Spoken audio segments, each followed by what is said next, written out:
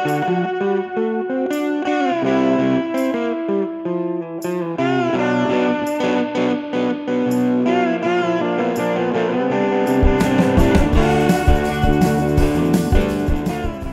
to this edition of You Can Get There From Here. I'm Dr. Joe Moore, Chair of the Department of Communication and Digital Media Production at the University of Central Missouri, and I get the pleasure of visiting with some of our alumni every week from our comm studies, our digital media production, and our graduate programs. This week, I'm talking with Heidi Tuley. She is now Heidi Hammett. You might remember her as Heidi Tuley if you graduated with a degree in digital media production. She got her focus, her concentration in digital cinema, and she's had quite a journey since graduating from UCM. Heidi, welcome to the show. Glad to have you with us. How you doing? Thank you. I'm so happy to be here. Thank you for this opportunity.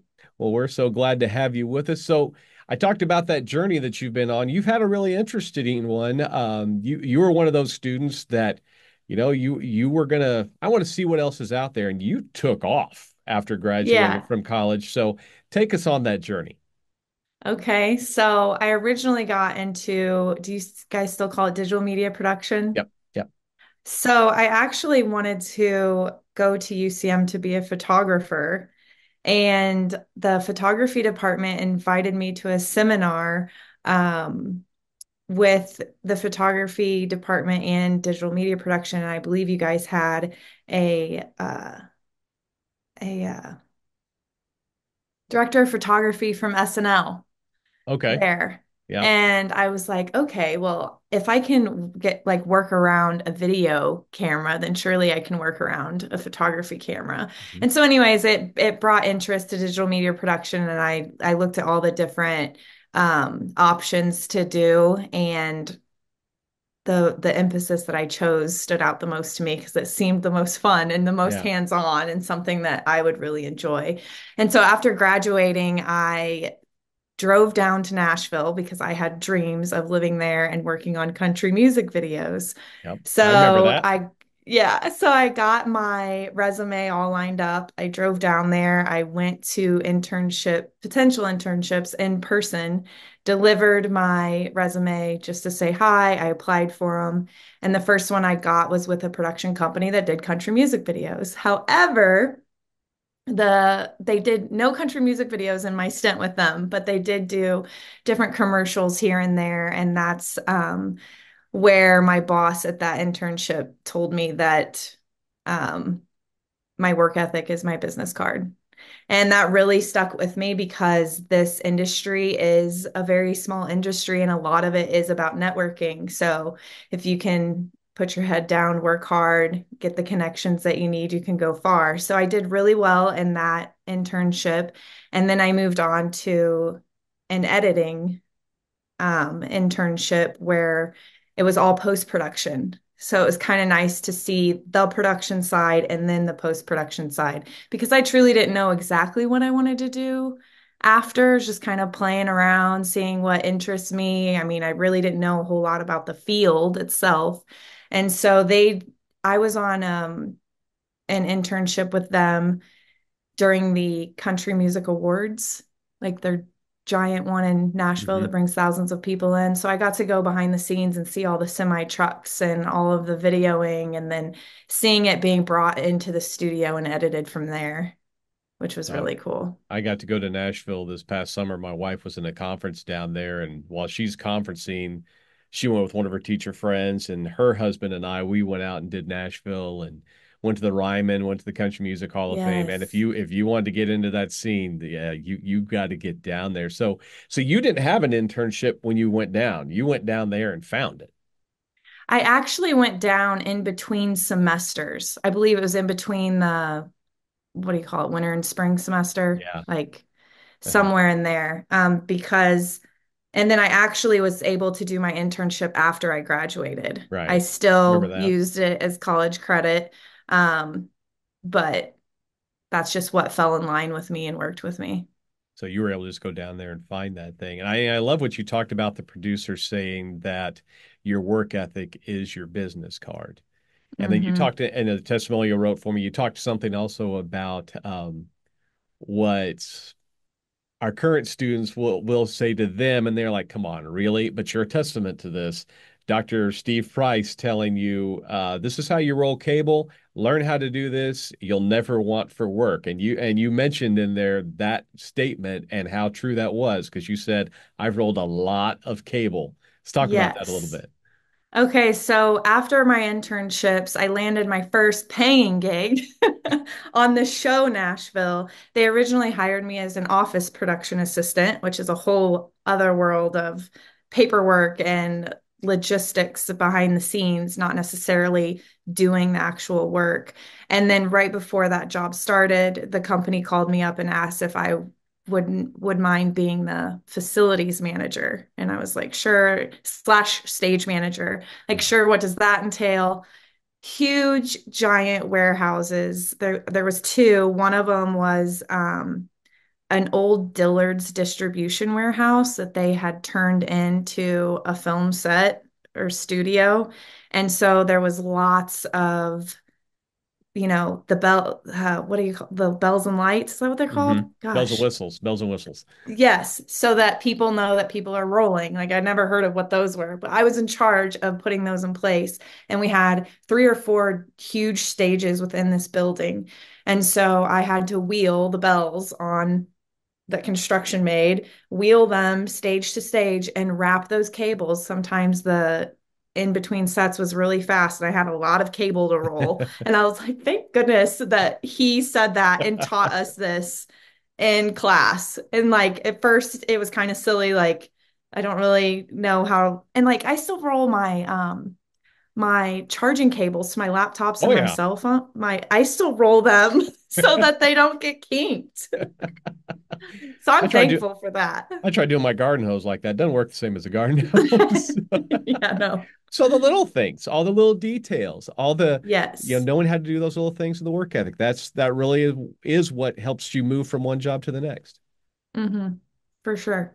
And even just like, I don't know, all the different classes I took gave me such a good introduction into that area of film.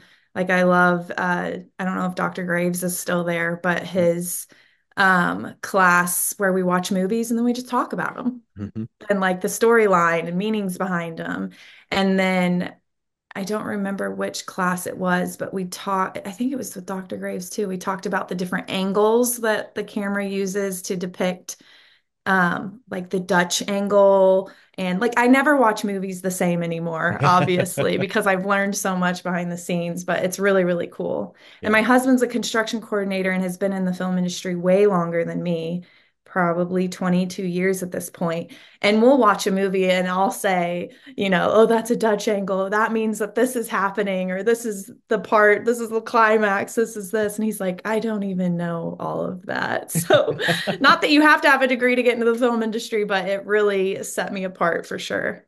Well, I always tell those guys I don't want to talk to them too much about movies because then I won't enjoy them. I'll be looking at all the angles and all Oh, that yeah. stuff. So, all right. So, tell us about some of the roles you've had because as I'm looking, I wrote some notes here. You were a stage manager on the show Nashville. You were a set dresser on the show Nashville and an on-set dresser on the show Yellowstone. Big show that a lot of people have Yes. probably heard of. I didn't even know what those roles were. I've never even heard of them. Tell us about what you do as a set dresser and as an on-set dresser. And then I got a follow-up question to that. So go ahead with those. Okay. So a set dresser is you're basically dressing the set. So you're a set decorator, except there is a position called the set decorator, and he or she is the lead of what the set is going to look like. So the set dressers, he or she's kind of little minions that go and decorate it the way we feel it should look. And then the set decorator will come in and be like, oh, I don't like that here, or I don't like that there. Um, I jokingly call myself a glorified furniture mover because it's a lot of loading trucks and unloading trucks. And sometimes, like, I remember we had one set one time that was supposed to look like a rundown hotel room. So, of course, the locations department found a rundown hotel, and we walk in with all we walk in with a bed and all of this new art and lighting to hang in this room. And I walk in, I'm like, but it already looks old and run down. Why are we redressing this? Well, it's because the production designer, set director, and set decorator wanted it to be different. So that's essentially what a set dresser does. But it's not just rooms. I've done rodeos, hanging up Edison bulb lighting or flags, or if you go to the rodeo and you see the paid promotion banners hung up on the fence, we're putting that up. We're putting fence up. So sometimes it's really big things and sometimes it's really small things. It really all just depends, which makes it really exciting because our job is always so different all the time. Like every day is something pretty cool. And then on set dresser side that I did, I'm working on set with crew, with the camera operators, with the actors, with the directors. And essentially, I am moving the furniture for camera. So if we're filming someone over here, we got to move the furniture back here so the camera and the dolly can come in and everything. And then when we're flipping and filming me, for example, then we're moving all the furniture over there. And we have to take pictures for continuity to make sure everything looks the same, I was going to that, ask about that. a cookie jar didn't get moved, like, oh, it's there in this shot. And I know you've probably seen movies and saw like someone's shirt zipped up and then the same scene, it's zipped down. It's like they didn't, it's the same concept, but with furniture and things on the wall and stuff like that. So it's all of those jobs, and I don't want to call them little jobs, but it's all those jobs, all the details going back to that we may not even think about, but that make the magic happen that can really ruin the show if the zipper is down when it was up the last time, correct? And making sure all of that flows and Yes. it's the set because I'll watch movies and I'll be like, you know, I don't think that's the kind of helmet they would have worn back in 1970 at Yeah. Notre Dame. They would have been wearing something totally different. So you have to do a lot of research and make sure everything meshes up, right? Right. And that stuff does matter. And my husband, Sammy, who's in construction, he points that out a lot in movies. And he's working on these timepieces now. He's on 1883 and 1923. And they have to make sure they're using the correct wood. Like 2x4s weren't made back, you know.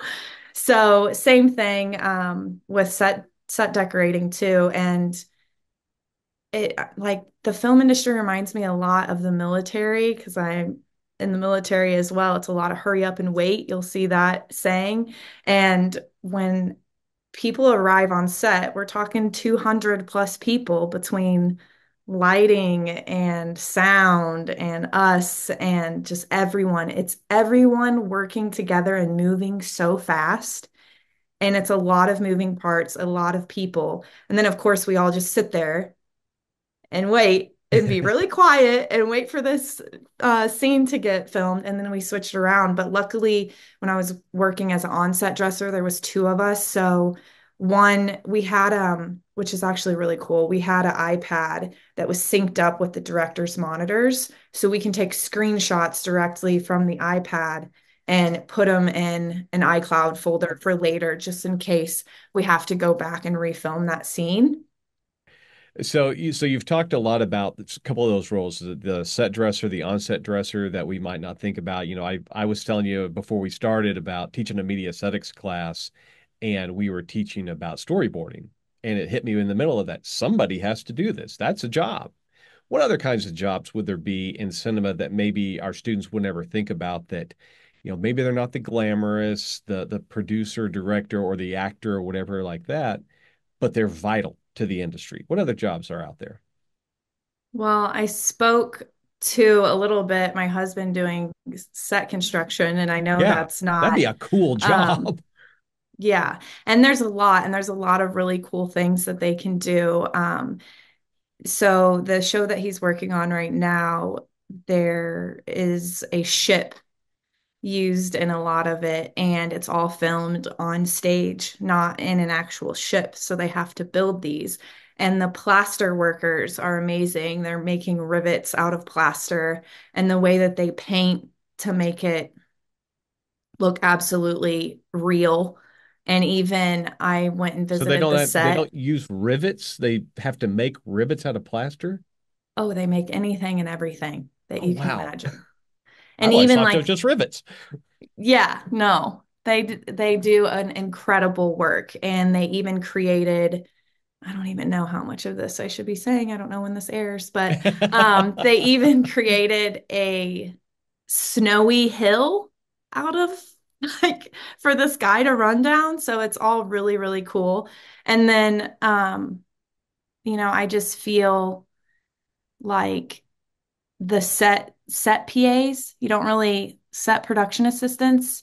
Hmm. They have a really huge job that to assist the director and the second AD on keeping things in line. And I really not aspire to be them, but what's the word I'm looking for?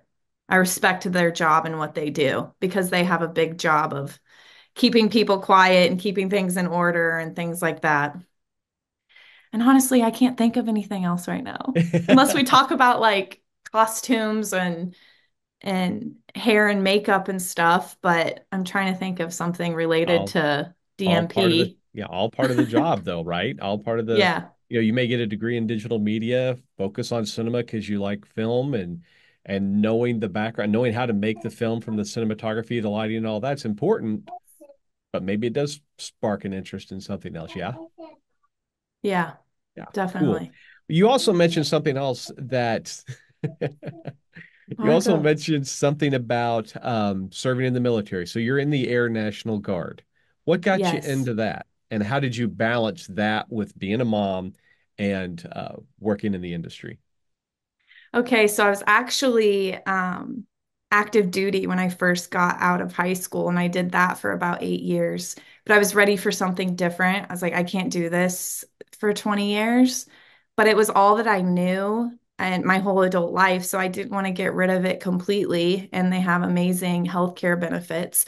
So that's when I ended up going guard. I was like, I'm gonna go guard. And then I'm going to go to school because that's what society says I have to do. Like, I don't really want to go to college, but I feel like I should probably go and figure out what I want to do. And that's why I wanted to do photography because I really enjoyed it. And then switched into film, which has been absolutely amazing. And my husband and I traveled together before our daughter for work, and we lived out of our fifth wheel, and we still live out of our fifth wheel part time. Um, but once I got pregnant, we both decided that it'd be best if I stayed home because the film industry is a very taxing job, lots of long hours. So I stay home with her, but we travel with him. So we lived part of 5 months-ish this year in Austin, Texas, where he is right now working. We stay in our fifth wheel, and I still get to be a part of the film industry because we go and visit him. He shows us all the sets, he shows us what they're doing, and Margo gets to grow up like seeing all like I have so many cool pictures of her with all these amazing sets. So it's a really fun thing. That's pretty exciting. So you're doing what I say job one. I mean, I tell everybody being a parent's the best job I ever had. Sucks the life right out of you, but it's the best job I ever had. So you're full-time mom to Margo. We got to meet her. She's a little darling little girl. How old is she? She's 3. She just turned 3 in June. She's 3 and she's busy, busy, busy. So you're working full time as a Yes. mom. Any drives to whenever she's older go back into the industry? And if so, how do you make that leap back in? I honestly don't know. Like our life is literally one day at a time. It's constantly changing. Like Sammy says he comes home mid-September. I'm like, yeah, I'll believe it when I see it. But I am very active on social media. I have a couple different side gigs I do there. And so I do create reels and stuff on Instagram and TikTok. And had I not had the basic foundation of editing, Margo, can you please be quiet for 10 more minutes? Are you watching your movie? Okay. Shh. Okay. He's okay. All right. Okay. He's all right. Oh my goodness. Okay. I'm going to jump back in here. Okay. So I do a lot of behind the scenes like editing on Instagram Reels and TikTok and stuff. And had I not had the editing course with you guys with the University of Central Missouri, I feel it would be so much more difficult to figure out how to create those had I not had that background. So I'm really, really grateful for that. And editing was probably one of my favorite things. I Yeah. love to edit. Yeah. However, long term, like as a career, I don't know if I could spend hours sitting or standing Yeah. editing, but it is so fun. So I am very grateful to be doing that. So I still do a little part of it, even though I'm a stay-at-home mom. Well, it works out great. A lot of detail goes into that editing. So, last couple of questions that I ask everybody, and this is just to pick your experience. What piece of advice would you give to a current UCM digital media production student? And what advice would you have for a student considering UCM to study digital media? Okay. For a current digital media production student, I would definitely go back to your work ethic is your business card. Um, UCM does an amazing job of providing that foundation and the basic knowledge of what we need to succeed outside of school, but really putting your head down and working hard and being confident. I mean, I say this thing sometimes like fake it till you make it. Sometimes I don't know what I'm talking about or what I am doing in the industry, but I'm very resourceful and I'm gonna figure it out. So I just have confidence in that and then go forward from there. A lot as a set dresser, I had a very tough boss as my first job with as a set dresser, and she was a go-getter and I learned a lot from her. But if I didn't have the answer and she needed something done, I was just going to figure it out. So definitely just being resourceful and working hard and you're going to be great. And then as someone who potentially wants to join UCM in the film industry, I say go for it.